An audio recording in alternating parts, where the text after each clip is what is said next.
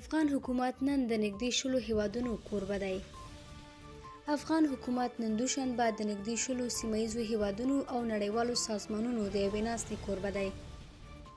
دغه ناسته له طالبانو سره د سولې له خبرو وړاندې په دې موخه ترسره کیږي چې د سولې په اړه سیمهییزه اجماع پیاوړې او له مخې یې بین الافغاني خبرې ژر تر ژره پیل شي. د افغان سولې په اړه سیمهییزه او نړیواله اجماع تر دې وړاندې رامنځته شوې، خو افغان حکومت وايي هڅه کوي دغه اجماع پیاوړې کړي ترڅو له طالبانو سره ژر خبرې پیل کړي.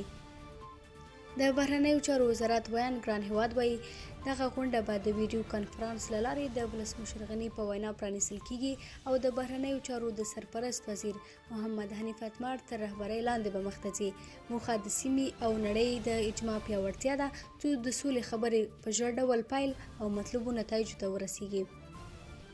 افغان حکومت د آذربایجان، چین، مصر، هند، ایران، قزاقستان، قرغیزستان، پاکستان، روسیې، قطر، سعودي عربستان، ترکیې، تاجکستان، ترکمنستان، متحده عربي اماراتو او ازبکستان استازو ته بلنه ورکړې چې نننۍ ناسته کې ورسره برخه واخلي. پر دې سربیره د ملګرو ملتونو د اسلامي همکاریو سازمان او امریکایي ډیپلوماټانو او استازو ته هم په ناسته کې د ګډون بلنه ورکړل شوې. افغان حکومت دا اونۍ دوه نورې ناستې هم مخته لري چې یوه یې سبا سهشنبه د کابل، بیجینګ او اسلام آباد درې اړخیزه ناسته ده او بله یې د پنجشنبې په ورځ د هغو هیوادونو ده چې تېرو دوو لسیزو کې د افغانستان په مسایلو کې ښکېل وو.